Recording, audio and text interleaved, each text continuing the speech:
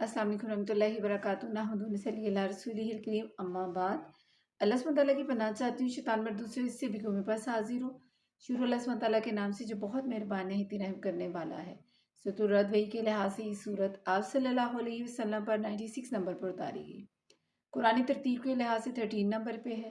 आयात 43 है, रुको 6 है। रद के मायने है गरज, गरजने वाला। आयत 1 से फरमाया जा रहा है अलिफ लाम मीम रा, हरूफ मुक़त्तात अलग अलग पढ़े जाने वाले हरूफ जिनके मायने अल्लाह सुब्हानहू तआला के सिवा कोई नहीं जानता। ये कुरान की आयतें हैं और जो कुछ आपकी तरफ आपके रब की जानिब से उतारा जाता है सब हक है, लेकिन अक्सर लोग ईमान नहीं लाते। इनके नबी पाक सल्लल्लाहु अलैहि वसल्लम पर कुरान पाक उतारा गया जो अपनी सी पहली किताबों की तस्दीक करता है। अल्लाह वो है जिसने आसमानों को बगैर सतूनों के बुलंद कर रखा है कि तुम उन्हें देख रहे हो, फिर वो अर्श पर करार पकड़े हुए है। अल्लाह सुब्हानहू तआला का जो अर्श है वहाँ पे अल्लाह सुब्हानहू तआला यानी कि अर्श पर मुस्तवी होना मालूम है, इसकी कैफियत मालूम नहीं। इस पर ईमान लाना वाजिब है और इसके बारे में सवाल करना बिदअत है।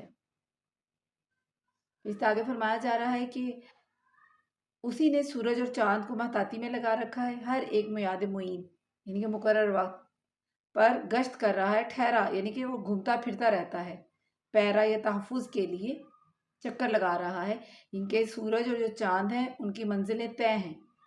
जैसे सूरह यासीन में आता है कि और सूरज अपने ठहरने के वक्त चल रहा है, ये गालिब जानने वाले का मुकर्रर करदा अंदाज़ा है।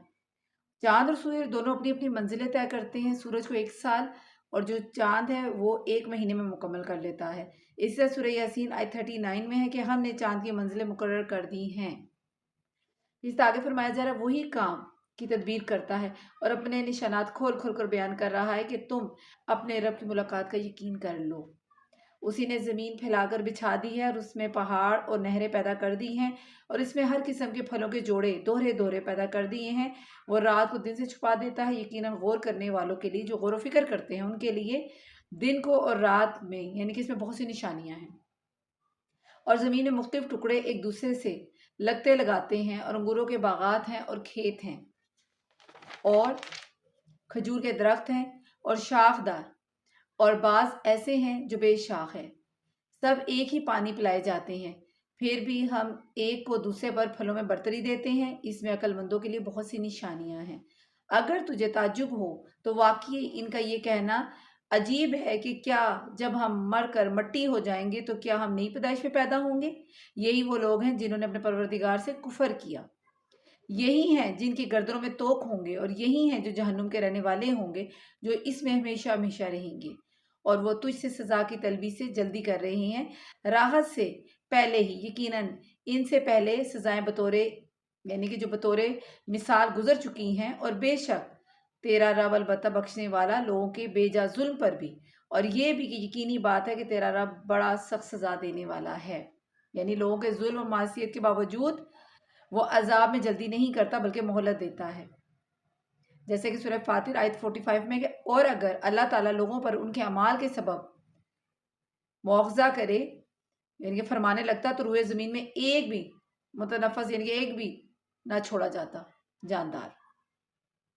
और काफिर कहते हैं कि इस पर उसके रब की तरफ से कोई निशानी क्यों नहीं उतारी गई। बात यह कि आप तो सिर्फ आगाह करने वाले हैं और हर कौम के लिए हादी हैं। आप तो सिर्फ आगाह करने वाले और हर कौम के लिए हादी हैं। यानी कि हर नबी को अल्लाह ताला ने हालात व ज़ुरियात और अपनी मैशियत व मसालिहत के मुताबिक कुछ निशाने मोइज़ात अता फरमाए हैं, लेकिन काफिर अपने हस्बे मंशा मोइज़ात के तालिब होते रहे हैं। जैसे कुफार मक्का ने नबी पाक सल्लल्लाहु अलैहि वसल्लम को कहते कि कोहे सफ़ा को सोने का बना दिया जाए या पहाड़ों की जगह नहरें और चश्मे जारी हो जाएं वगैरह वगैरह। जब इनकी ख्वाहिशात के मुताबिक मुइज़े नहीं दिखाए गए तो कहते हैं कि ये इस पर कोई यानी कि मुइज़ा नाजिल क्यों नहीं होता। अल्लाह ताला ने फरमाया कि ऐ पैगंबर, तेरा काम सिर्फ तबलीग और दावत है, वो तू करता रहे, कोई माने ना माने, इससे तुझे कोई गर्ज नहीं। इसलिए कि हदायत देना ये हमारा काम यानी कि अल्लाह सुब्हान तआला के हाथ में है, जिसको चाहे वो जो अता कर दे। इस तरह मादा अपने शिकम में जो कुछ रखती है उसे अल्लाह खूब जानता है। यानी रहम मदार में क्या है, नर है या मादा है, खूबसूरत है या बदसूरत है, नेक है या बद है, یہ سب باتیں صرف اللہ ہی جانتا ہے۔ اور رہ میں جو کچھ تم کرتے ہو وہ زیادہ کرتے ہو، ہر چیز اس کے پاس اندازے سے ہے، یعنی کہ کم یا زیادہ جو بھی کرتے ہو اللہ سبحانہ تعالیٰ ہر چیز سے خبردار ہے۔ ظاہر و پوشیدہ کا وہ عالم ہے، جاننے والا ہے، سب سے بڑا اور بلند و بالا ہے۔ تم میں سے کسی کا اپنی بات کو چھپا کر کہنا، اسے باوز بلند کہنا، اور جو رات کو چھپا ہوا ہو اور جو دن میں چل رہا ہو، سب اللہ پر یکساں ہیں۔ اس کے پہرے دار انسان کے آگے پیچھے مقرر ہیں، جو اللہ کے حکم سے ان کی نگہبانی کرتے ہیں۔ کسی قوم کے حالات اللہ نہیں بدلتا جب تک کہ وہ خود اپنے یعنی کہ اسے نہ بدلے جو ان کے دلوں میں ہے۔ اللہ جب کسی قوم کے ساتھ سزا کا ارادہ کر لیتا ہے تو وہ بدلہ نہیں کرتا، اور سوائے اس کے کوئی بھی اس کا کارساز نہیں۔ اللہ اکبر۔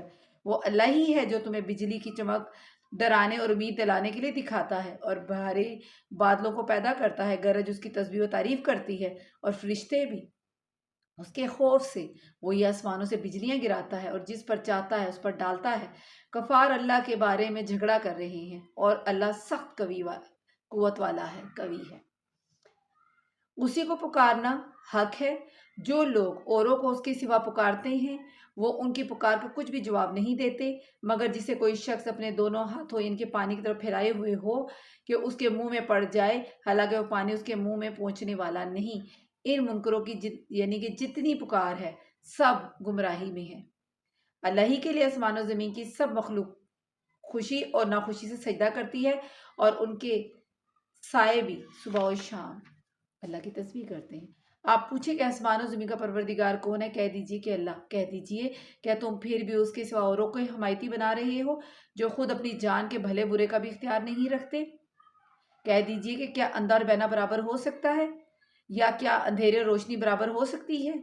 کیا جنہیں یہ اللہ کے شریک ٹھہرا رہے ہیں انہوں نے بھی اللہ کی طرح مخلوق پیدا کی ہے؟ ان کی نظروں میں پیدائشیں مشتبہ ہو گئی ہو۔ کہہ دیجئے کہ صرف اللہ ہی کی تمام چیزوں کا خالق ہے، پیدا کرنے والا ہے، وہ اکیلا ہے اور زبردست ہے، غالب ہے، اور اسی نے آسمان سے پانی برسایا ہے، پھر اپنے اپنے اندازے کے مطابق نالے بہا نکلے ہیں، پھر پانی کی ریلے اوپر چڑھے جھاگ کو اٹھا لیا، اور اسی چیز میں بھی جس کی آگ میں ڈال کر تپاتے ہو، یعنی کہ جو آگ میں ڈال کر تپاتے ہو وہ چیز بھی زیور یا ساز و سامان کے لیے اسی طرح کی جھاگ ہے۔ اسی طرح اللہ حق و باطل کی مثال بیان فرماتا ہے۔ اب جھاگ تو ناکارہ ہو کر چلا جاتا ہے، لیکن جو لوگوں کو نفع دینے والی چیز ہے وہ زمین میں ٹھہری رہتی ہے۔ اللہ اسی طرح مثالیں بیان فرماتا ہے، یعنی اسی نے آسمان سے پانی برسایا، پھر اپنے اپنے اندازے کے مطابق نالے بہہ نکلے ہیں، پھر پانی کے ریلے اپنے ان کے اوپر چڑھے جھاگ کو اٹھا لیا ہے، یعنی کہ اللہ سبحانہ تعالیٰ مثال بیان فرما رہا ہے، اسی طرح مثالیں بیان فرماتا ہے۔ جن لوگوں نے اپنے رب کے حکم کی بجاوری کی ان کے لیے بھلائی ہے، اور جن لوگوں نے اس کے حکم کی فرمانبرداری نہیں کی، اگر ان کے لیے زمین میں جو کچھ ہے سب کچھ ہو اور اسی کے ساتھ ویسا ہی اور بھی ہو تو وہ سب کچھ اپنے بدلے میں دے کہ پھر بھی اپنا یعنی کہ اس سے چھٹکارا حاصل نہیں کر سکتے۔ یہی ہیں جن کے لیے برا حساب ہے اور جن کا ٹھکانہ جہنم ہے اور جو بری جگہ ہے۔ کیا وہ ایک شخص جو یہ علم رکھتا ہو کہ آپ کی طرف آپ کے رب کی جانب سے جو اتارا گیا ہے وہ حق ہے، اس شخص جیسا ہو سکتا ہے جو اندھا ہو؟ نصیحت تو وہی لوگ قبول کرتے ہیں جو عقل مند ہو، جو اللہ کے عہد و پیمان کو پورا کرتے ہیں اور قول و قرار کو توڑتے نہیں، اور اللہ نے جن چیزوں کے جوڑنے کا حکم دیا ہے وہ اسے جوڑتے ہیں، اور وہ اپنے پروردگار سے ڈرتے ہیں اور حساب کی سختی کا اندیشہ رکھتے ہیں، اور وہ اپنے رب کی رضامندی کی طلب کے لیے صبر کرتے ہیں اور نمازوں کو قائم کرتے ہیں، ان کے وقت پر برابر قائم رکھتے ہیں، اور جو کچھ ہم نے انہیں دے رکھا ہے اسے چھپے کھلے خرچ کرتے ہیں اور برائی کو بھی بھلائی سے ٹالتے ہیں۔ انہی کے لیے عاقبت کا گھر ہے، ہمیشگی کا گھر ہے، ہمیشہ رہنے کے لیے باغات جہاں وہ خود جائیں گے اور ان کے باپ دادا اور بیویاں اولادیں بھی جو نیک ہوں گے۔ ان کے پاس فرشتے ہر دروازے سے آئیں گے، کہیں گے کہ تم پر سلامتی ہو، صبر کے بدلے کیا ہی اچھا بدلہ ہے اس در آخرت کا۔ اور جو اللہ کے عہد کو اس کی مضبوطی کے بعد توڑ دیتے ہیں اور جن چیزوں کے جوڑنے کا اللہ نے حکم دیا ہے انہیں توڑتے ہیں اور زمین میں فساد پھیلاتے ہیں، ان کے لیے لعنتیں ہیں اور ان کے لیے برا گھر ہے۔ اللہ جس کی روزی چاہتا ہے بڑھاتا ہے، تنگ کرتا ہے۔ یہ تو دنیا کی زندگی میں مست ہو گئے ہیں، حالانکہ دنیا آخرت کے مقابلے میں نہایت حقیر پونجی ہے۔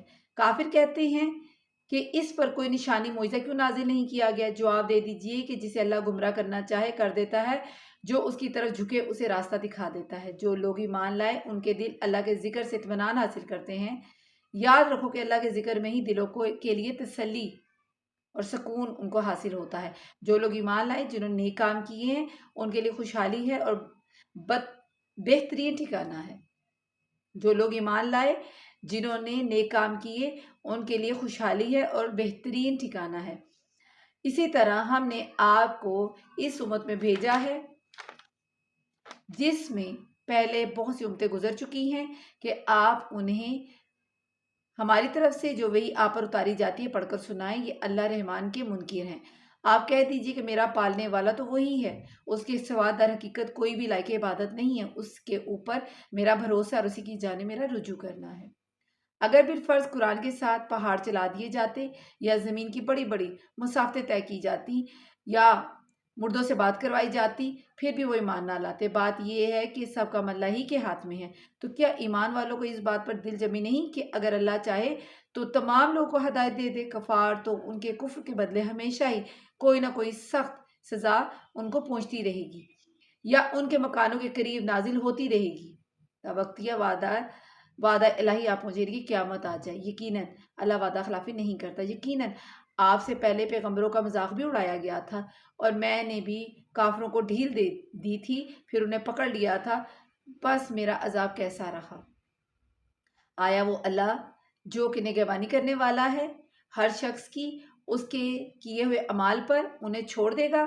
ان لوگوں نے اللہ کے ساتھ شریک بھی ٹھہرائے ہیں۔ کہہ دیجئے ذرا ان کے نام تو لو۔ کیا تم اللہ کو وہ باتیں بتاتے ہو جو وہ زمین میں ہے سب، یعنی کہ وہ جانتا نہیں، یا صرف اوپری اوپری باتیں بنا رہے ہو؟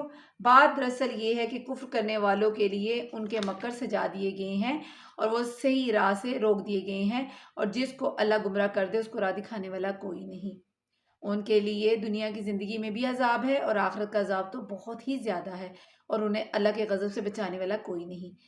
اس جنت کی صرف جس کا وعدہ پرہیزگاروں کو دیا گیا ہے یہ ہے کہ اس کے نیچے نہریں بہہ رہی ہیں اور اس کے جو میوے ہمیشگی والے ہیں اور اس کا سایہ بھی۔ یہ ہے انجام پرہیزگاروں کا، اور کافروں کا انجام دوزخ ہے۔ جنہیں ہم نے کتاب دی ہے وہ تو جو کچھ آپ پر اتارا جاتا ہے اس سے خوش ہوتے ہیں، یعنی قرآن کی سچائی اور دلائل و شواہد دیکھ کر وہ مزید خوش ہوتے ہیں۔ مسلمان اور دوسرے فرقے اس کے بعض باتوں کے منکر ہیں۔ آپ اعلان کر دیجئے کہ مجھے تو صرف یہی حکم دیا گیا کہ میں اللہ کی عبادت کروں اور اس کے ساتھ کسی کو شریک نہ کروں۔ میں اسی کی طرف بلا رہا ہوں اور اسی کی جانب میرا لوٹنا ہے۔ اسی طرح ہم نے قرآن کو عربی زبان کا فرمان اتارا ہے۔ اگر آپ نے ان کی خواہش کی پیروی کر لی تو اس کے بعد کہ آپ کے پاس علم آ چکا ہے تو اللہ کے سامنے آپ کو کوئی حمایتی نہ آپ کو ملے گا اور نہ کوئی بچانے والا۔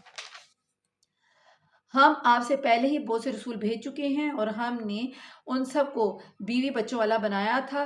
کسی رسول سے نہیں ہو سکتا کہ کوئی نشانی بغیر اللہ کی اجازت کے لے آئے۔ ہر مقرر وعدے کی ایک لکھت ہے، یعنی اللہ نے جس چیز کا بھی وعدہ کیا ہے اس کا ایک وقت مقرر ہے۔ پھر اس طرح فرمایا جا رہا ہے کہ اللہ جو چاہے مٹا دے اور جو چاہے ثابت رکھے لوح محفوظ میں اس کے پاس ہے۔ اس طرح فرمایا جا رہا ہے ان سے کیے ہوئے وعدوں میں سے کوئی اگر ہم آپ کو دکھا دیں یا آپ کو ہم فوت کر لیں تو آپ پر تو صرف پہنچا دینا ہی ہے، حساب تو ہمارے ذمہ ہے۔ کیا وہ نہیں دیکھتے کہ ہم کو یعنی کہ اللہ سبحانہ تعالیٰ زمین کو اس کے کناروں سے گھٹاتے چلے آ رہے ہیں؟ یعنی عرب کی سرزمین مشرکین پر بتدریج تنگ ہو رہی ہے اور اسلام کا غالبہ عروج حاصل ہو رہا ہے۔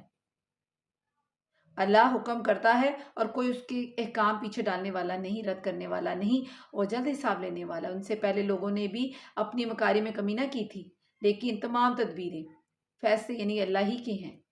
جو شخص جو کچھ کر رہا ہے اللہ کے علم میں ہے۔ کافروں کو بھی ابھی معلوم ہو جائے گا کہ عقبت کا گھر کس کے لیے ہے، ہمیشگی کا جو گھر ہے۔ یہ کافر کہتے ہیں کہ آپ اللہ کے رسول نہیں۔ آپ جواب دیجئے کہ مجھ میں اور تم میں اللہ گواہی دینے کو کافی ہے، اور وہ جس کے پاس کتاب کا علم ہے، کتاب کا علم تورات انجیل یعنی اہل کتاب میں سے وہ لوگ جو مسلمان ہو گئے ہیں، جو جانتے ہیں کہ میں اللہ کا رسول ہوں۔ عرب کے مشرکین اہم معاملات میں اہل کتاب کی طرف رجوع کرتے اور ان سے پوچھتے تھے۔ اللہ تعالیٰ نے ان کی رہنمائی فرمائی کہ اہل کتاب جانتے ہیں کہ تم ان سے پوچھ لو، اور بعض کہتے ہیں کتاب سے مراد قرآن ہے، علم کتاب یعنی کہ مسلمان ہیں، اور بعض نے کتاب سے مراد لوح محفوظ لی ہے، جس کے پاس لوح محفوظ کا علم ہے، یعنی اللہ سبحانہ و تعالیٰ جس کے پاس کتاب کا علم ہے۔